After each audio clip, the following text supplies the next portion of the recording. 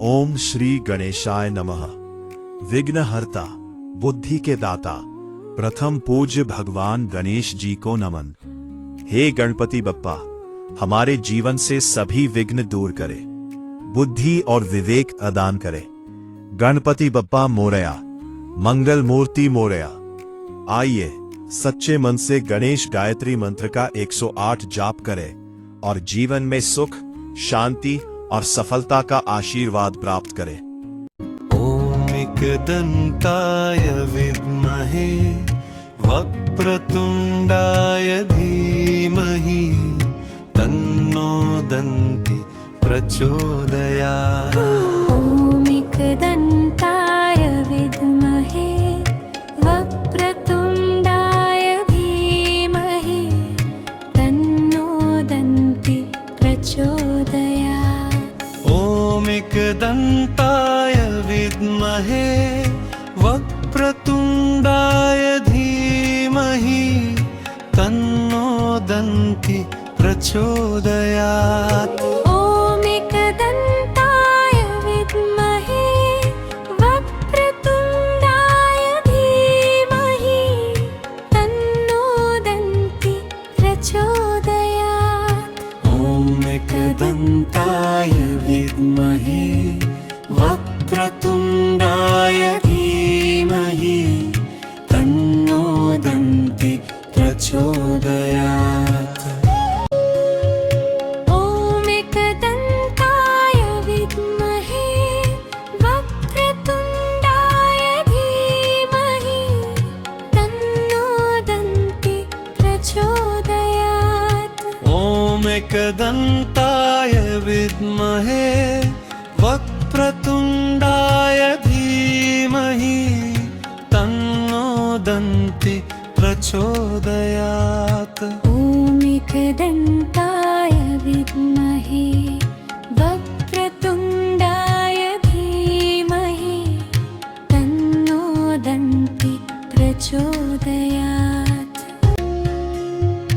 ओम एकदंताय विद्महे वक्रतुंडाय धीमहि तन्नो दन्ति प्रचोदयात्। ओम एकदंताय विद्महे वक्रतुंडाय धीमहि तन्नो दन्ति प्रचोदयात्। ओम एकदंताय विद्महे वक्रतुंडाय धीमहि तन्नो दन्ति प्रचोदयात्।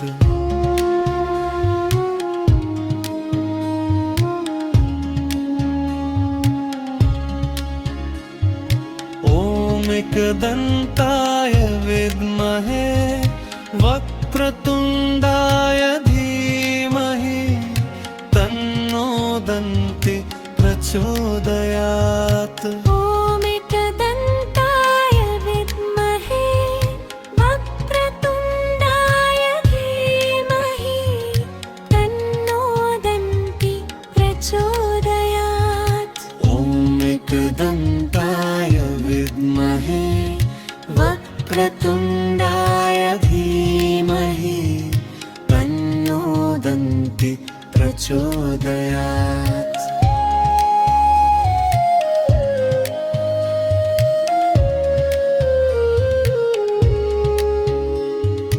ओम एकदंताय विद्महे वक्रतुंडाय धीमहि तन्नो दन्ति प्रचोदयात्। ओम एकदंताय विद्महे वक्रतुंडाय धीमहि तन्नो दन्ति प्रचोदयात्। ओम एकदंताय विद्महे वक्रतुंडाय धीमहि तन्नो दन्ति प्रचोदयात्।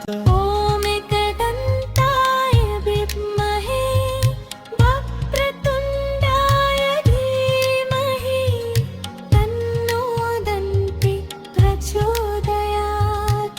ओम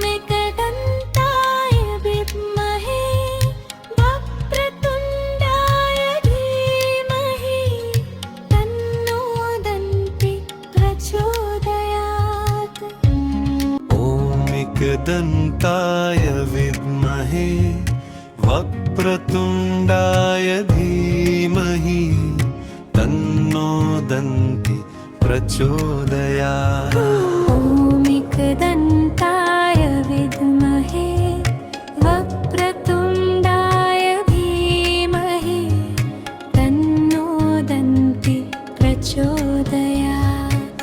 ॐ एकदन्ताय विद्महे वक्रतुण्डाय धीमहि तन्नो दन्ति प्रचोदयात्। ॐ एकदन्ताय विद्महे वक्रतुण्डाय धीमहि तन्नो दन्ति प्रचोदयात्।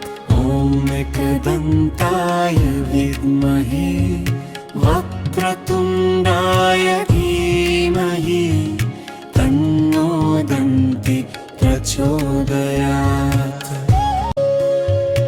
ॐ एकदन्ताय विद्महे वक्रतुण्डाय धीमहि तन्नो दन्ति प्रचोदयात्। ॐ एकदन्ताय विद्महे वक्रतुण्डाय धीमहि तन्नो दन्ति प्रचोदयात्। ॐ एकदन्ताय विद्महे वक्रतुण्डाय धीमहि तन्नो दन्ति प्रचोदयात्। ॐ एकदन्ताय विद्महे वक्रतुण्डाय धीमहि तन्नो दन्ति प्रचोदयात्। ॐ एकदन्ताय विद्महे वक्रतुण्डाय धीमहि तन्नो दन्ति प्रचोदयात्। ॐ एकदन्ताय विद्महे वक्रतुण्डाय धीमहि तन्नो दन्ति प्रचोदयात्।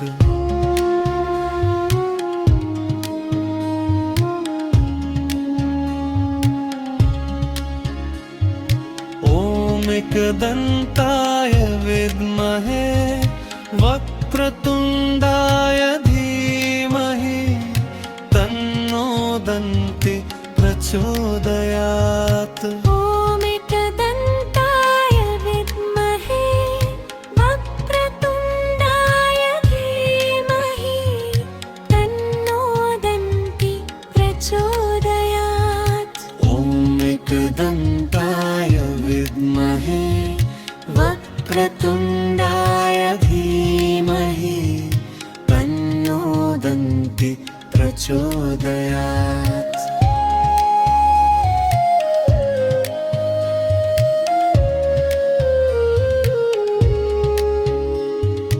ॐ एकदन्ताय विद्महे वक्रतुण्डाय धीमहि तन्नो दन्ति प्रचोदयात्। ॐ एकदन्ताय विद्महे वक्रतुण्डाय धीमहि तन्नो दन्ति प्रचोदयात्। ॐ एकदन्ताय विद्महे वक्रतुण्डाय धीमहि तन्नो दन्ति प्रचोदयात्।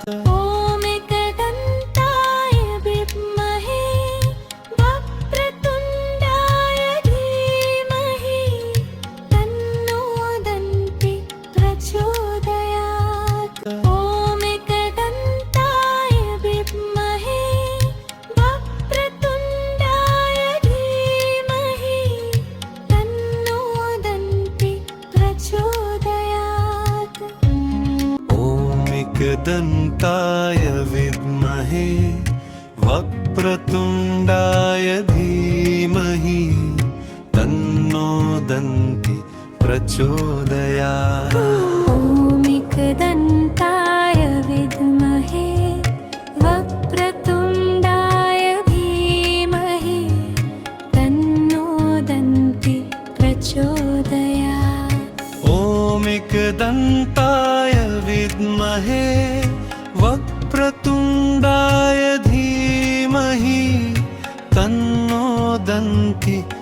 प्रचोदयात्। ॐ एकदन्ताय विद्महे वक्रतुण्डाय धीमहि तन्नो दन्ति प्रचोदयात्। ॐ एकदन्ताय विद्महे वक्रतुण्डाय धीमहि तन्नो दन्ति प्रचोदयात्। ॐ एकदन्ताय विद्महे वक्रतुण्डाय धीमहि तन्नो दन्ति प्रचोदयात्। ॐ एकदन्ताय विद्महे वक्रतुण्डाय धीमहि तन्नो दन्ति प्रचोदयात्। ॐ एकदन्ताय विद्महे वक्रतुण्डाय धीमहि तन्नो दन्ति प्रचोदयात्। ॐ एकदन्ताय विद्महे वक्रतुण्डाय धीमहि तन्नो दन्ति प्रचोदयात्। ॐ एकदन्ताय विद्महे वक्रतुण्डाय धीमहि तन्नो दन्ति प्रचोदयात्। ॐ एकदन्ताय विद्महे वक्रतुण्डाय धीमहि तन्नो दन्ति प्रचोदयात्।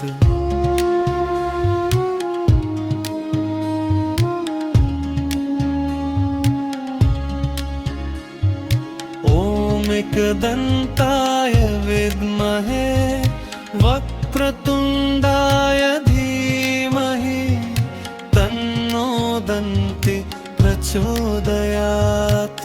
ॐ एकदन्ताय विद्महे वक्रतुण्डाय धीमहि तन्नो दन्ति प्रचोदयात्। ॐ एकदन्ताय विद्महे वक्रतुण्डाय धीमहि तन्नो दन्ति प्रचोदयात्।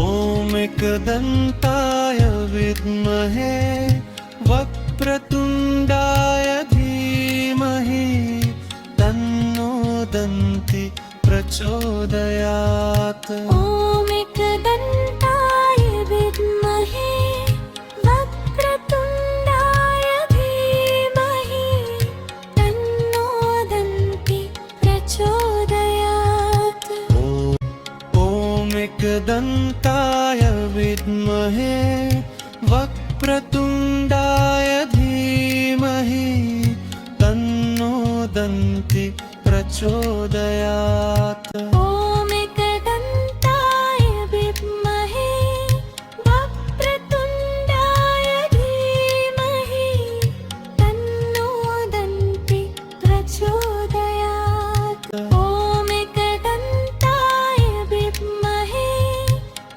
वक्रतुण्डाय धीमहि तन्नो दन्ति प्रचोदयात्। ॐ एकदन्ताय विद्महे वक्रतुण्डाय धीमहि तन्नो दन्ति प्रचोदयात्। ॐ एकदन्ताय विद्महे वक्रतुण्डाय धीमहि तन्नो दन्ति प्रचोदयात्। ॐ एकदन्ताय विद्महे वक्रतुण्डाय धीमहि तन्नो दन्ति प्रचोदयात्। ॐ एकदन्ताय विद्महे वक्रतुण्डाय धीमहि तन्नो दन्ति प्रचोदयात्। ॐ एकदन्ताय विद्महे वक्रतुण्डाय धीमहि तन्नो दन्ति प्रचोदयात्। ॐ एकदन्ताय विद्महे वक्रतुण्डाय धीमहि तन्नो दन्ति प्रचोदयात्। ॐ एकदन्ताय विद्महे वक्रतुण्डाय धीमहि तन्नो दन्ति प्रचोदयात्। ॐ एकदन्ताय विद्महे वक्रतुण्डाय धीमहि तन्नो दन्ति प्रचोदयात्। ॐ एकदन्ताय विद्महे वक्रतुण्डाय धीमहि तन्नो दन्ति प्रचोदयात्। ॐ एकदन्ताय विद्महे वक्रतुण्डाय धीमहि तन्नो दन्ति प्रचोदयात्। ॐ एकदन्ताय विद्महे वक्रतुण्डाय धीमहि तन्नो दन्ति प्रचोदयात्।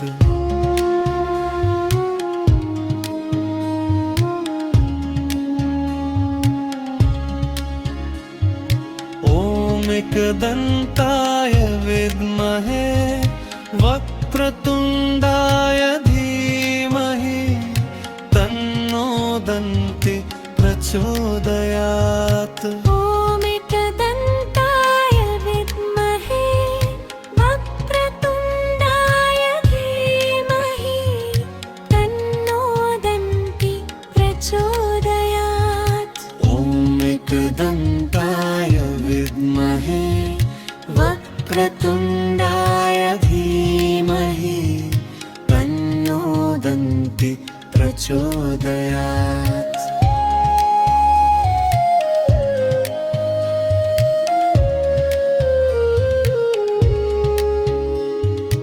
ॐ एकदन्ताय विद्महे वक्रतुण्डाय धीमहि तन्नो दन्ति प्रचोदयात्। ॐ एकदन्ताय विद्महे वक्रतुण्डाय धीमहि तन्नो दन्ति प्रचोदयात्। ॐ एकदन्ताय विद्महे वक्रतुण्डाय धीमहि तन्नो दन्ति प्रचोदयात्। ॐ एकदन्ताय विद्महे वक्रतुण्डाय धीमहि तन्नो दन्ति प्रचोदयात्। ॐ एकदन्ताय विद्महे वक्रतुण्डाय धीमहि तन्नो दन्ति प्रचोदयात्। ॐ एकदन्ताय विद्महे वक्रतुण्डाय धीमहि तन्नो दन्ति प्रचोदयात्।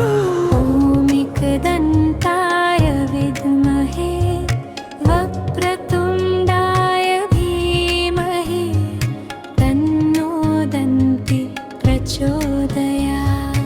ॐ एकदन्ताय विद्महे वक्रतुण्डाय धीमहि तन्नो दन्ति प्रचोदयात्। ॐ एकदन्ताय विद्महे वक्रतुण्डाय धीमहि तन्नो दन्ति प्रचोदयात्। ॐ एकदन्ताय विद्महे वक्रतुण्डाय धीमहि तन्नो दन्ति प्रचोदयात्। ॐ एकदन्ताय विद्महे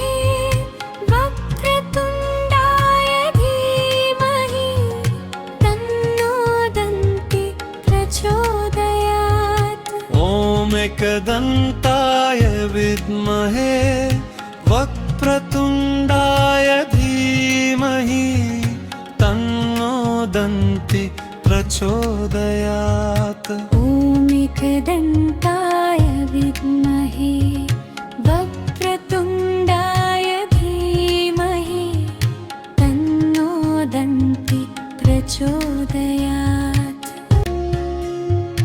ॐ एकदन्ताय विद्महे वक्रतुण्डाय धीमहि तन्नो दन्ति प्रचोदयात्।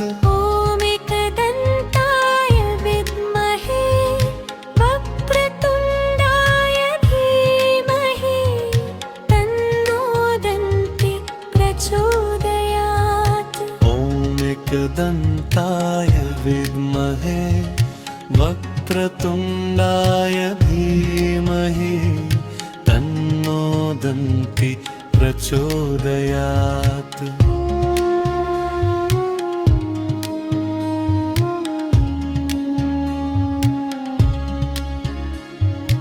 ॐ एकदन्ताय विद्महे वक्रतुण्डाय धीमहि तन्नो दन्ति प्रचोदयात्।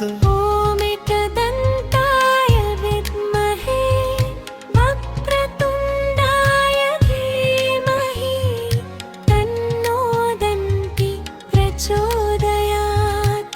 ॐ एकदन्ताय विद्महे वक्रतुण्डाय धीमहि तन्नो दन्ति प्रचोदयात्।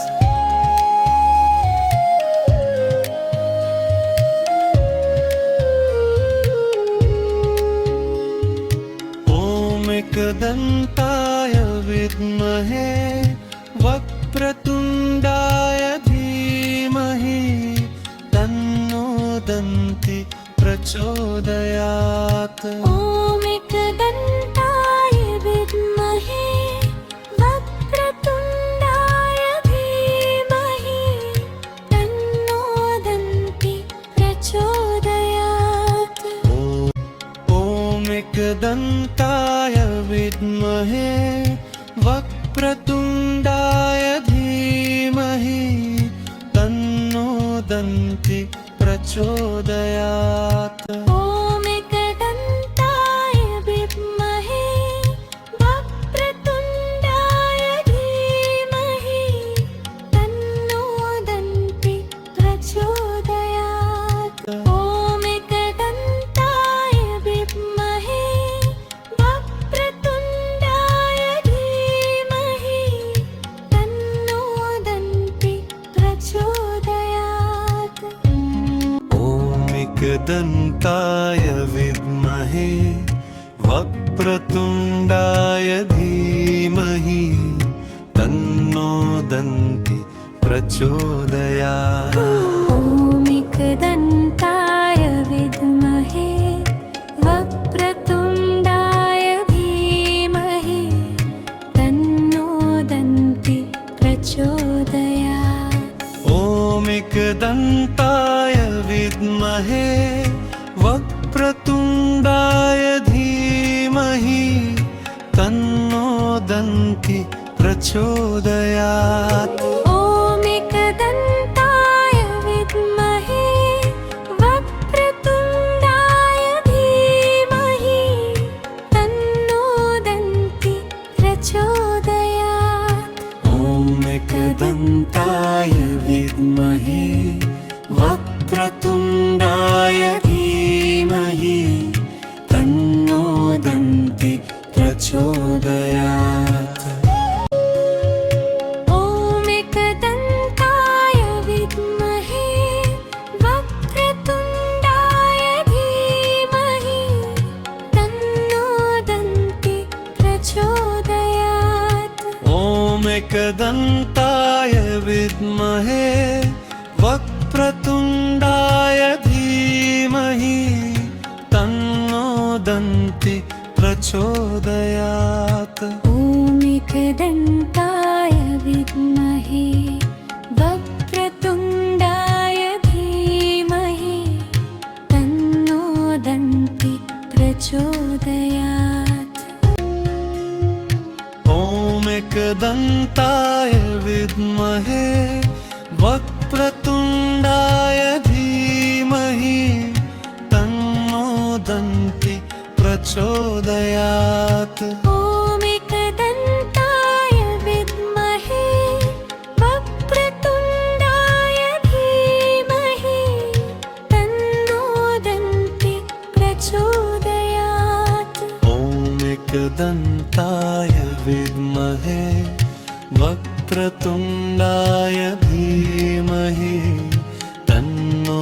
दन्ति प्रचोदयात्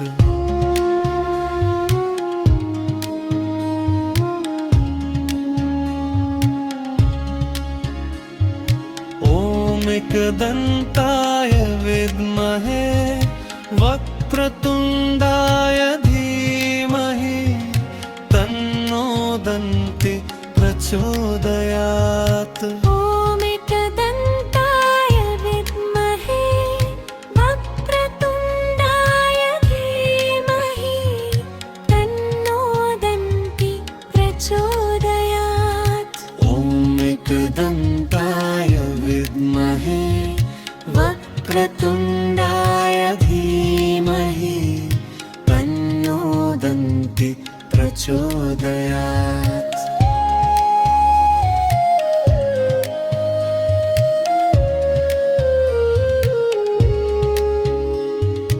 ॐ एकदन्ताय विद्महे वक्रतुण्डाय धीमहि तन्नो दन्ति प्रचोदयात् ॐ एकदन्ताय विद्महे वक्रतुण्डाय धीमहि तन्नो दन्ति प्रचोदयात् ॐ एकदन्ताय विद्महे वक्रतुण्डाय धीमहि तन्नो दन्ति प्रचोदयात्